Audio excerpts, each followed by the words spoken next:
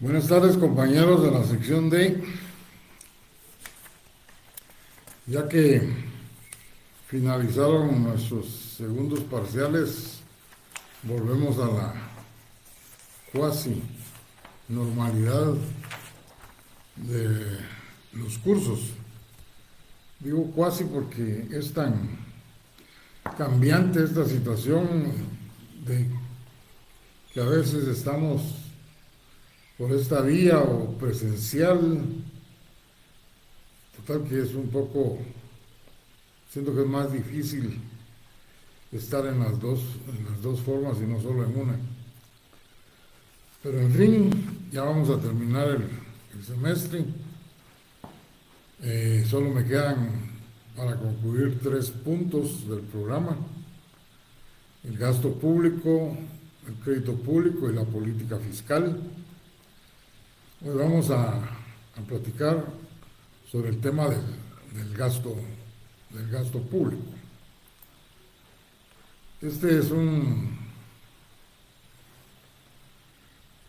tema, considero yo, de mucha importancia en lo que es nuestro país, no solo en nuestro país, en todos los demás países, en todos los demás estados, puesto que tiene que ver o está muy ligado con el tema de la corrupción y de la transparencia, que son dos temas que están lanzando los grandes organismos internacionales para colaborar con los países que están en vías de desarrollo, o sencillamente para negarles cualquier ayuda económica, financiera, mientras no haya transparencia en la ejecución del gasto. Este es un problema que nosotros estamos viviendo desde hace varios años. Nunca se han dejado de presentar acciones penales o acciones civiles también en contra de funcionarios o gente que está ligada a la actividad pública por malversación de fondos, por estar utilizando los recursos del Estado en su propio beneficio, entrando en compadrazgos con personas particulares, con los famosos los testaferros, creando sociedades a nombre de estas personas que prestan su nombre para no figurar directamente el funcionario. Una situación que se ha dado mucho en el pasado con alcaldes, con diputados, con ministros, viceministros, en fin, con todos aquellos que tienen la oportunidad de manejar recursos del Estado, amañando las licitaciones públicas, por ejemplo, o si según la ley de contrataciones, o en el caso de las cotizaciones, también las amañan consiguiendo facturas que no corresponden a lo que realmente se pretende comprar, pero que siempre hay una que es la que cumple con todo. Y así es como se hacen las bases de las licitaciones. Incluyen una condición que tienen que cumplir y que saben que en el mercado no la pueden cumplir ninguna otra más que la que a ellos les interesa y que es la que prácticamente va a ganar el concurso de licitación, sin tomar en cuenta la oferta económica. Descartan prácticamente a las otras empresas, y así es como a través de los años se vuelven proveedores únicos, los que siempre están ganando los contratos. ¿De qué sirve que los estén publicando en Guatecompras si ya esa herramienta prácticamente ya la tienen controlada? Entonces habría mucho que hablar sobre la situación económica del país relacionado con el gasto público, tanto en cuestión de transparencia como de corrupción. Pero la finalidad de este curso, independientemente de que vamos a tocar algunas partes de nuestra realidad, es darles a conocer a ustedes cómo es que funciona según el análisis de la doctrina. El gasto público siempre se ha considerado en la hacienda pública clásica se consideraba como un gasto para satisfacer las necesidades de la aristocracia y en un ínfimo porcentaje a las sociedades de aquella época que no pertenecían a esta clase social. Ya como ha evolucionado la sociedad, desde luego el gasto público ya se considera como un factor de redistribución del ingreso. O sea, todo lo que percibe el Estado en concepto de sus propias actividades y en concepto de los tributos, y que se va a considerar un ingreso nacional, debe de ser redistribuido mediante obras o atendiendo necesidades de consumo, pero también de inversión. O sea, se debe redistribuir esa riqueza entre la población, pero además se deben de tener también en cuenta que se deben destinar recursos para invertirlos.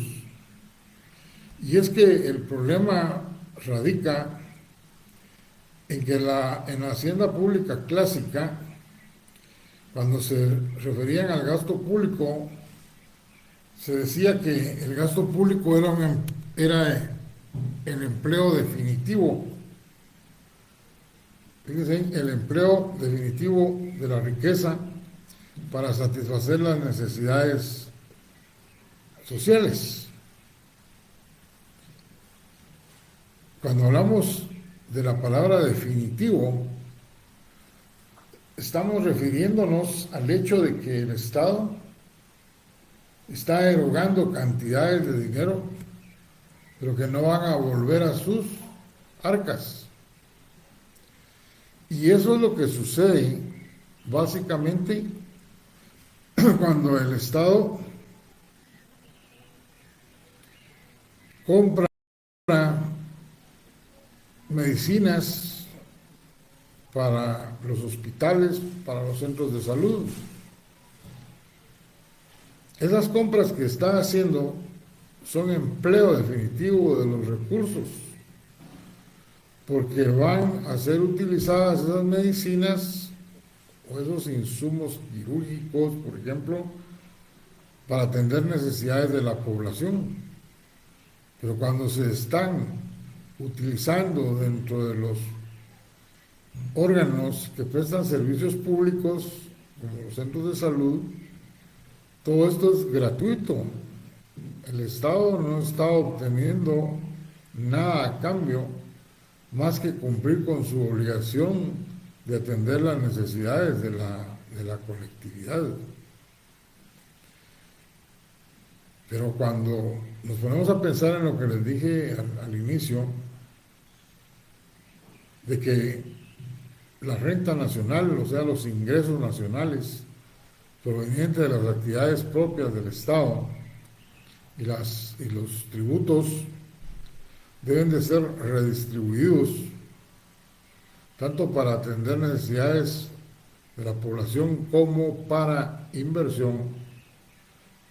Hasta este momento solo hemos hablado de gastos de carácter definitivo, en los cuales el Estado los eroga y nunca más los va a volver a percibir.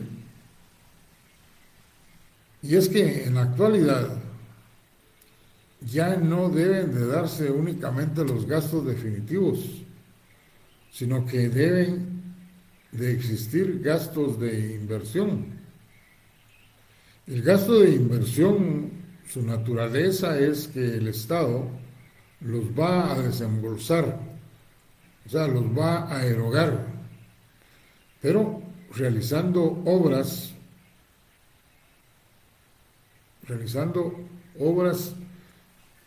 que una vez que se hayan concluido, el Estado va a empezar a percibir recursos una vez que empiezan a funcionar esas obras.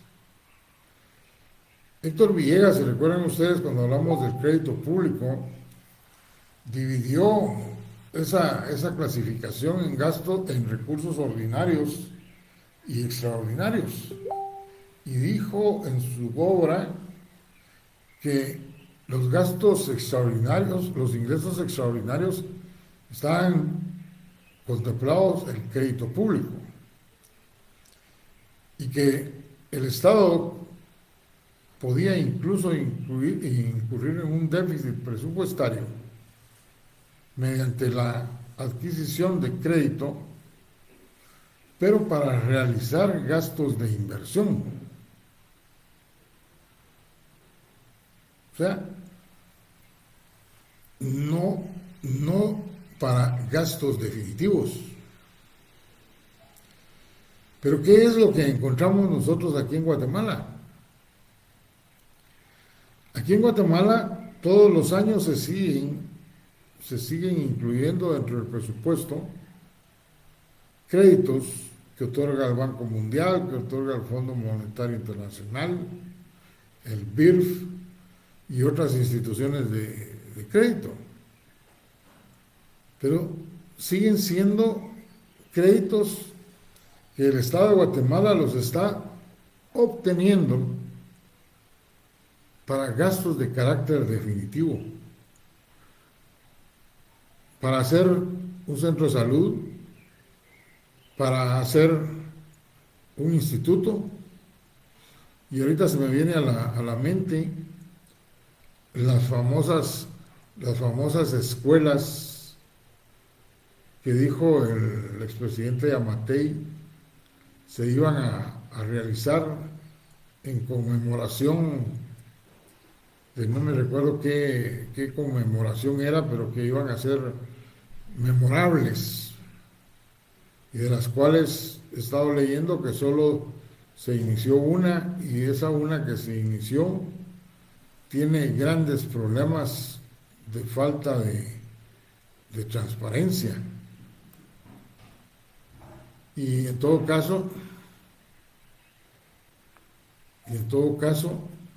estamos hablando de que los recursos se están usando para estos institutos con carácter definitivo, pero no están ni siquiera llegando a donde tienen que llegar, que es la construcción, sino que a manos de terceros malos guatemaltecos. Entonces, cuando se atienden centros de salud, cuando se obtiene crédito para atender centros de salud, construir centros de salud, escuelas, institutos, carreteras, todo esto debiera de estarse haciendo con ingresos ordinarios, con los impuestos que paga la ciudadanía. Sin embargo, en nuestro medio se siguen obteniendo créditos no para proyectos de inversión, sino que para proyectos de satisfacción de necesidades sociales, en los cuales al erogarse, desembolsarse esos recursos, tienen carácter definitivo y que el Estado no está obteniendo nada más que entre comillas, la satisfacción de satisfacer las necesidades de la colectividad. Bueno, ahí tienen ustedes una introducción de lo que es el problema del gasto público. Me voy a detener un momentito, solo porque estoy viendo aquí una pregunta que me hace una compañera y me dice que si la clase de hoy es a partir de lo que se va a evaluar para el examen final. Quiero recordarles que el primer día de clases yo les dije que el examen final evaluaba todo el programa y que la forma que lo hacía era que, porque valía 30 puntos, 10 puntos basados en preguntas de los temas que se tomaron en cuenta para el primer parcial, 10 puntos para temas que se tomaron en cuenta para el segundo parcial y 10 puntos más para los temas que se impartían después del segundo parcial. Se los recuerdo para que lo tengan en consideración. Aquí hay un compañero que solo se identifica con iniciales, y también lo menciona Vanessa Revolorio. Me recuerdan que el tema del que estaba hablando yo de estas escuelas son las famosas escuelas Bicentenario. Bueno, veamos ahora, después de esta introducción, ¿por qué el aumento progresivo del gasto público? La razón de esto es porque cada año, el presupuesto de una nación va aumentando, va subiendo. Hace 35 años, el presupuesto eran, si mal no recuerdo, unos 12,000 millones. Y sin embargo ahora, ustedes se dan cuenta cuánto ha subido el monto de los ingresos que se plasman en el presupuesto de la nación. Y entonces, en la teoría de Matus Benavente, yo voy a hablar en este tema de dos autores, Matus Benavente, y voy a hablar de Héctor Villegas. Cuando esté hablando de Matus Benavente, no se preocupen porque el material que les voy a entregar está basado en su libro. Pero cuando hable de Héctor Villegas, vuelven pluma porque eso sí no está dentro de ese material. Bueno, Matus Benavente, al referirse al aumento progresivo del gasto público, dice que todos los años, el presupuesto de una nación, siempre los gastos van a ser mayores y como consecuencia se requiere de que haya más ingresos. Pero ¿cuáles son las causas más generales que él señala para que constantemente se aumente entonces el presupuesto de una nación? Y él lo primero que menciona son los gastos militares. Desde luego, nuestro país ya sufrió esa situación en el tiempo del enfrentamiento armado. Mucho del presupuesto tenía que ser asignado al Ministerio de la Defensa para los gastos militares, desde luego por la guerra que estaba sosteniendo Guatemala contra la otra fracción, la denominada guerrilla. Sin embargo, hay países que no tienen ninguna guerra y también están demandando la compra de equipo militar. A esto él le denomina gastos militares en la paz armada. Gastos militares en la paz armada. ¿A qué se refiere? Que muchos países pues no están en guerra, pero se mantienen comprando armamento para que sus ejércitos estén actualizados con respecto a los equipos. O porque saben que de un momento a otro puede darse una confrontación y necesitan estar a la altura de los armamentos modernos. Esto es muy común en el Oriente,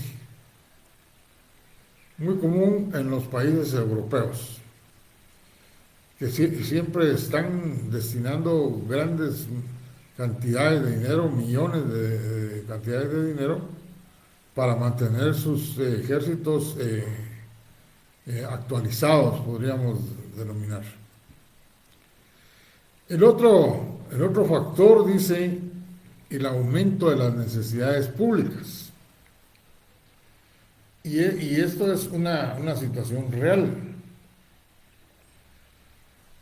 El Estado se ha convertido, yo ya lo he dicho en varias oportunidades, en un Estado protector, en un Estado paternalista. Y entonces constantemente está tratando de atender la mayor parte de las necesidades de la población. Y cada vez aparecen más necesidades. Y cada vez la sociedad le demanda al Estado la atención de otras necesidades que antes el Estado no tenía nada que ver con ellas. Y en fin, los grupos de presión inciden mucho en que el Estado atienda esas necesidades públicas. ¿Se recuerdan ustedes del problema que hubo allá en Suchitepeques, Retaluleu y otros departamentos sobre aquel problema de que la gente estaba apareciendo enferma? No me recuerdo el nombre, pero era un nombre raro el que le pusieron. Y entonces, al final, esto lo controlaron y el problema está detectado en el uso del agua potable. Y entonces, ahora viene y se crean disposiciones reglamentarias por parte del Estado en las cuales se apercibe a las municipalidades que estuvieron con mayores casos para que controle y realmente sea efectiva el agua potable. Y a otras que estuvieron involucradas, pues solo les hace el señalamiento que deben de mejorar. Ni ustedes ni yo lo vamos a poder platicar, pero sí lo vamos a poder leer, que más adelante las municipalidades van a decir que los recursos con los que cuentan no les permite trasladarle a las poblaciones, a sus sociedades, agua 100% potable. Y que para eso van a necesitar más recursos. Y el Estado en un momento dado va a tener que crear proyectos o diputados con el propósito de ser bien vistos para una futura elección, presentar proyectos, iniciativas de ley para tratar de apoyar a estos alcaldes. y muy posible que vayan a crear leyes donde se establece cómo se va a volver realmente potable el agua, pero sin señalar la fuente de financiamiento, y se quedarán únicamente como normas vigentes, pero no positivas, por carecer de la creación de la fuente financiera por medio de las cuales se podrían hacer efectivas. Ya tenemos dos: los gastos militares y el aumento de las necesidades públicas. En la actualidad, la mayor parte de los países se rige por el dólar en lo que a sus economías corresponde. Otras incluso se han dolarizado, para no ir tan lejos, la República de El Salvador. Otras lo hicieron, como en el caso de Argentina, pero que fracasó en su intento. Ya vamos a hablar de ese tema en el crédito público. Y en nuestro caso, que seguimos dependiendo de lo que el Banco de Guatemala establezca con respecto al tipo de cambio. O sea, no lo deja oscilar para que el dólar con respecto al quetzal realmente se ubique, para saber cuánto realmente es lo que vale nuestros quetzales frente al dólar. Y es que no lo deja porque sería un desastre. Ya hace varios años, hace bastantes años, el tipo de cambio se excedió de los 20 por 1. Y eso produce mucho desequilibrio económico en el país. Y por eso es que el Banco de Guatemala sigue con el control. Él da el tipo de cambio todos los días. Yo ya les expliqué eso. Y los bancos del sistema pues se rigen en base a ese tipo de cambio, para unos puntos más arriba o unos puntos más abajo, aplicando ya la ley de la competencia. A eso le vamos a llamar el descenso del poder adquisitivo de la moneda.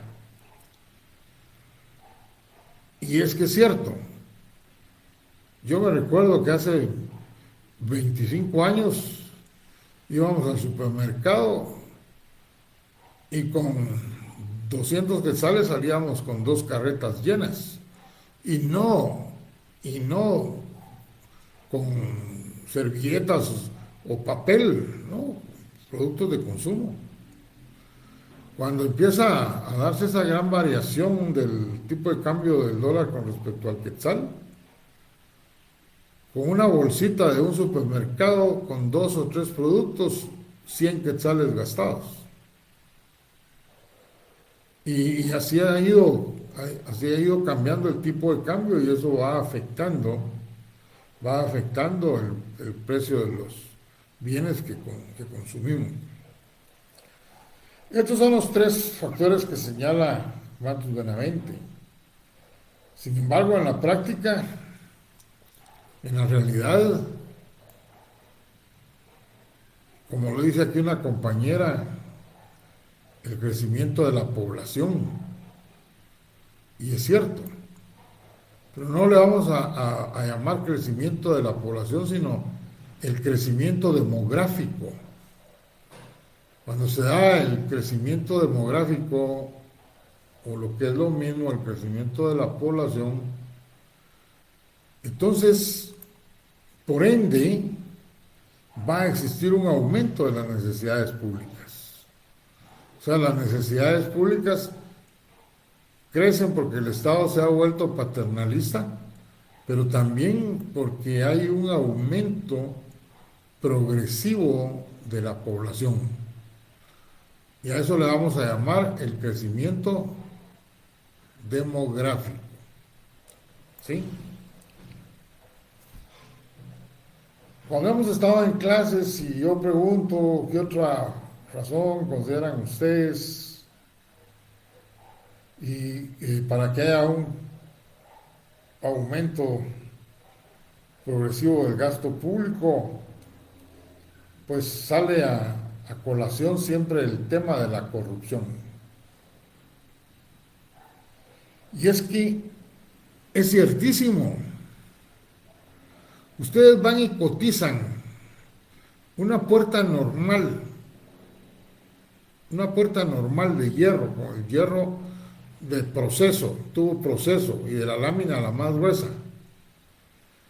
Y en las actuales circunstancias les van a decir que de acuerdo a cómo están los precios, esas puertas no le pueden cobrar menos de 2.500 a usted en lo particular. Pero cuando el Estado cotiza, en primer lugar, el vendedor le va a incluir, además del precio que me dio a mí, el tiempo que el Estado se va a tardar en pagarle. Porque no lo pagan de un día para otro. 2, las comisiones que tienen que pagar para que le hayan adjudicado a él el evento. Eso es corrupción. Y por eso es que los proyectos al final salen con sumas totalmente elevadas. Y el gasto público, pues, tiene que subir por el factor de la corrupción. Bueno, vamos a dejar hasta ahí el tema del aumento progresivo y vamos a ver una clasificación del gasto público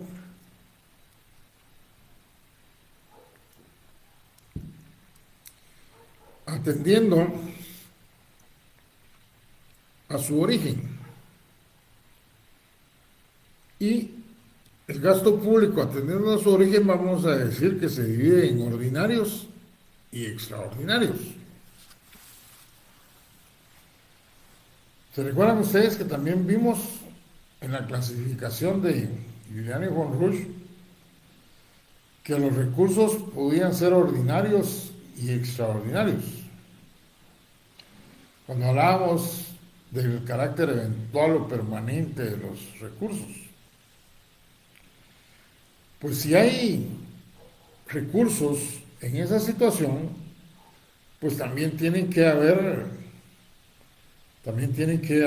gastos en esa misma situación, en su origen eventual o permanente.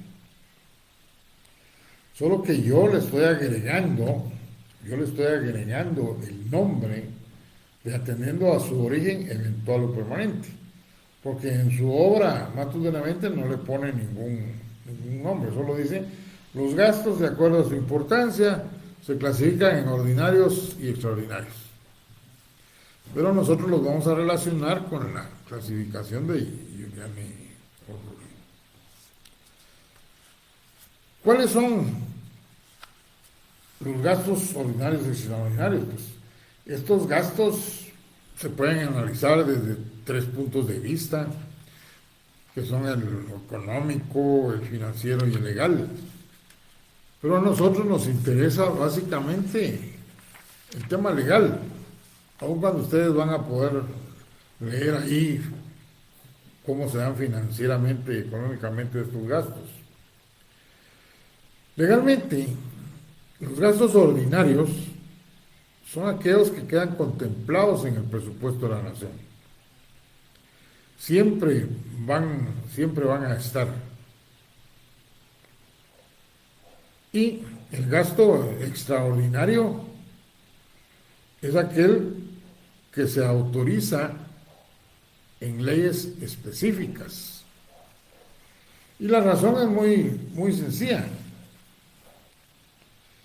El gasto ordinario es el que está satisfaciendo necesidades ordinarias como el pago de los salarios, la compra de los pupitres,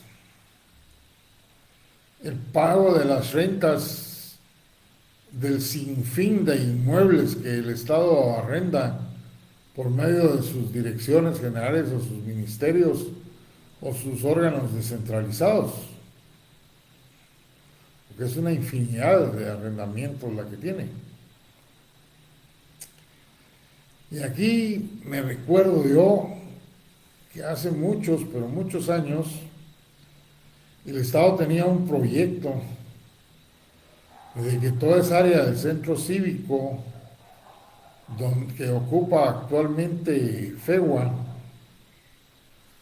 iba a ser utilizada para hacer torres como la del Ministerio de Finanzas, para trasladar ahí a la mayoría de las instituciones del Estado y no pagar renta. Y entonces sí iba a cumplir plenamente con el nombre del centro cívico. Sin embargo, aquí siempre han sido prioritados los intereses personales y en aquel entonces no llegaron a ningún acuerdo y nunca más he oído que vuelva a salir a la palestra esa gran idea que existía.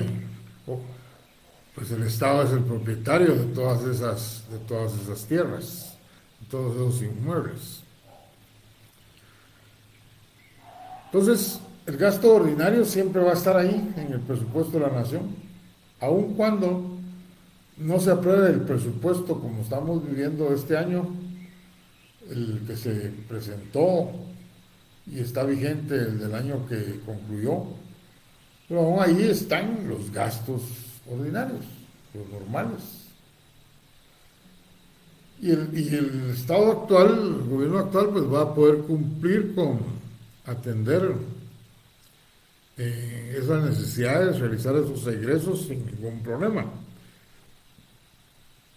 Mientras que el gasto extraordinario surge como lo decíamos antes en aquella otra clasificación de los recursos, por la existencia de necesidades creadas por eventos naturales, eventos políticos como una guerra, eventos de descuidos como lo que sucedió ahorita con lo de Suchitepec, de Retaluleu y parte de Quetzaltenango,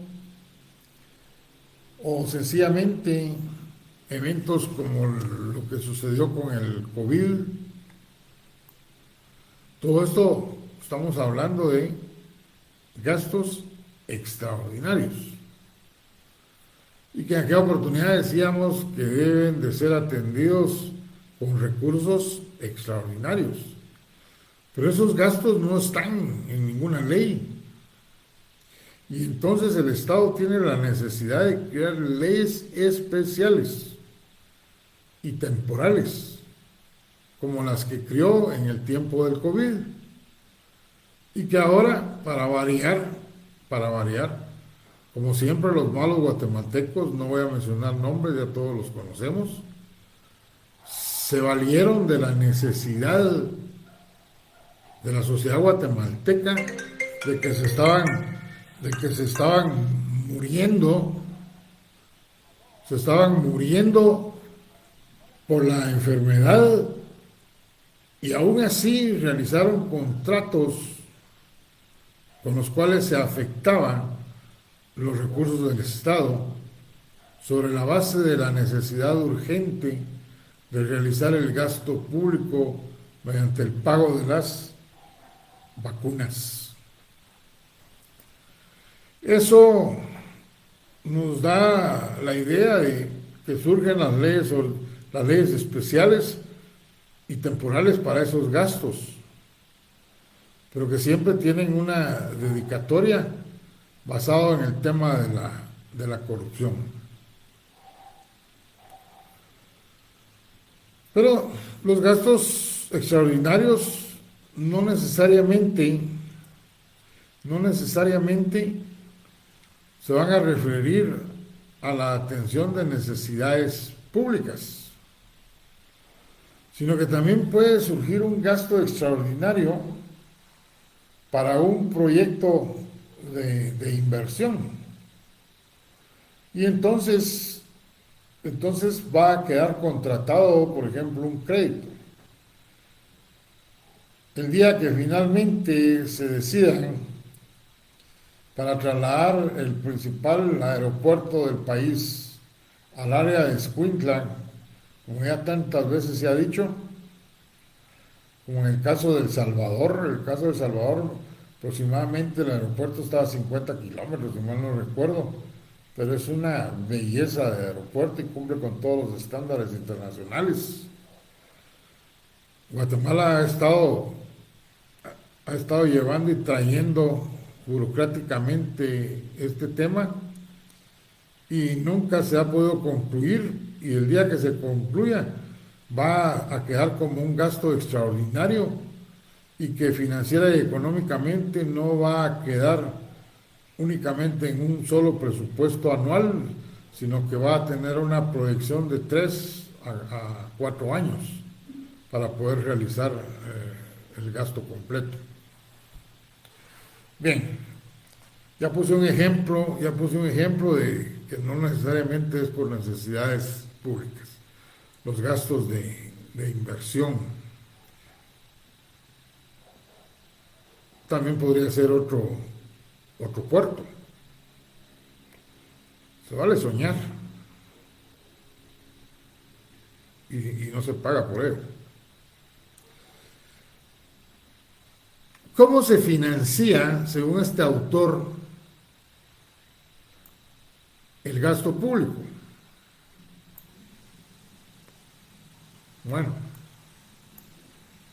el financiamiento tiene que ver con la situación económica de cada país. Y de acuerdo a la situación de cada país, así es como se va a financiar el gasto público en cada estado. Mato Benavente dice que hay países en los cuales su economía es estable, es normal, por el hecho de que con ingresos ordinarios satisfacen sus necesidades ordinarias y que con ingresos extraordinarios atienden las necesidades extraordinarias. No hay ningún problema. Es una economía estable. O sea que con sus propias actividades y con sus recursos tributarios atiende todas sus necesidades ordinarias, pero si hay algún problema que se sale de lo normal, pues va a tener que atenderla con recursos extraordinarios. Pero también señala que hay otros países que tienen superávit. Y cuando digo superávit es porque estamos hablando que tienen exceso de captación de recursos. Les puedo mencionar los tigres asiáticos, como le llaman algunos países de Asia, o Japón.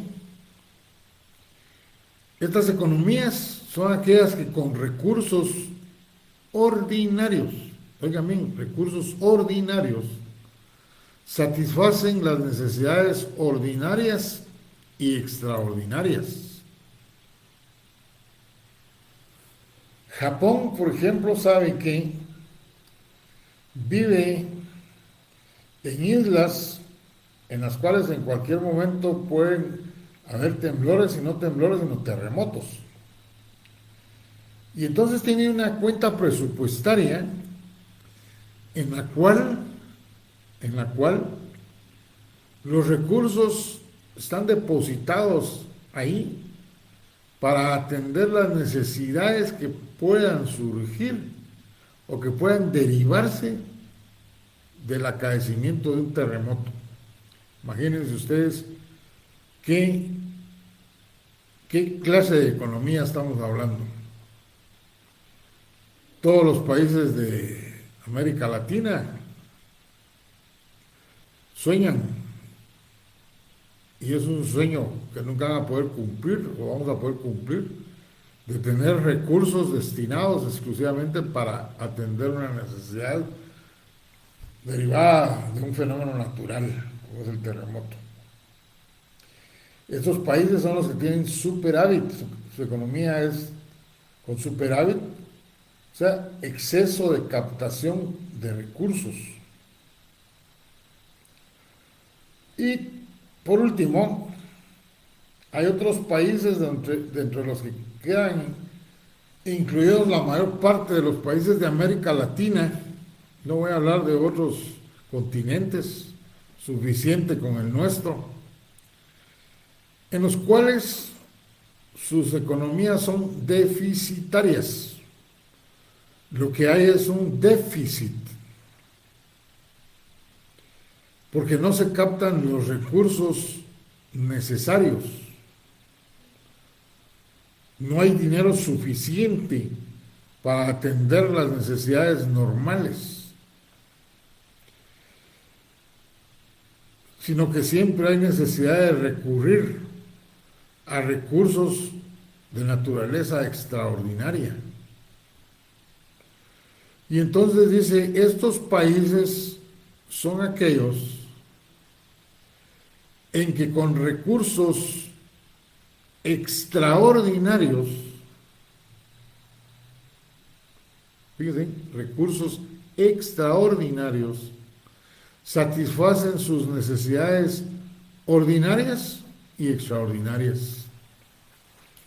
El ejemplo que yo les puse hace unos momentos respecto a la construcción de institutos, construcción de hospitales. Creo que el último hospital nacional que se hizo aquí en Guatemala, corríganme si estoy en un error, fue en Quetzaltenango. Y de ahí que yo sepa, o no me recuerdo, pero lo que sí podemos decir es que en los últimos 8 años no ha habido la construcción de un nuevo hospital, un hospital moderno, cuando el Estado debería de tener una línea de acción, una propuesta en que cada 4 años proponerse empezar la construcción en cada cabecera departamental de hospitales nacionales. Si ustedes van a hospitales, no voy a mencionar cabeceras departamentales porque más de alguno de nosotros puede estar ahí o tener familia y no quiero tocar sentimientos, pero si ustedes van al interior del país y van a visitar estos hospitales nacionales, se van a dar cuenta que los hospitales de aquí de la capital son una belleza relacionados con los que están en el interior. Entonces, con gastos extraordinarios, con ingresos extraordinarios, se satisfacen las necesidades ordinarias y extraordinarias, y estas son las economías deficitarias, las que tienen déficit. El problema de todo esto es que estos países, mientras estén en estas circunstancias, tienen comprometidos sus recursos. Y digo comprometidos porque lo más rápido es el crédito. Y entonces obtienen recursos para obtener recursos extraordinarios, para atender estas necesidades ordinarias que no les van a producir ningún beneficio económico, pero sí les están provocando un gasto más, como es el pago de los intereses. Y entonces van a estar captando recursos tributarios, por ejemplo, no para realizar obras de inversión, sino para pagar préstamos que se van obteniendo. Ya vamos a hablar del crédito público. Otras clasificaciones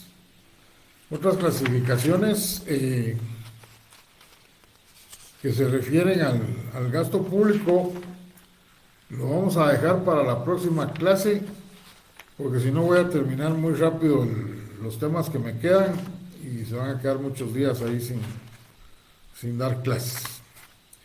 Así que quedamos pendientes todavía de dar otras clasificaciones de Matus Benavente sobre el gasto público, y también hablar de la doctrina de Héctor Villegas referente al gasto público. Vuelvo a insistir con los compañeros que me están preguntando sobre el examen. Vuelvo a repetir, el examen es totalmente sobre el contenido del programa. Lo único es que no pongo parte práctica, todo es teórico. 10, 10, 10, hasta sumar 30. Hay un compañero que dice, cuando yo hablé de que soñar no se paga, él dice que sueña con llegar a zona mínima. Pero yo creo que después del segundo parcial ya se le cumplió su sueño, porque tuvo que haber estudiado para ese examen, porque solo con soñar, ustedes saben que no se ganan los exámenes. Bueno, jóvenes, nos quedamos aquí y nos vemos el próximo día de clases ya presenciales. Que tengan buena noche.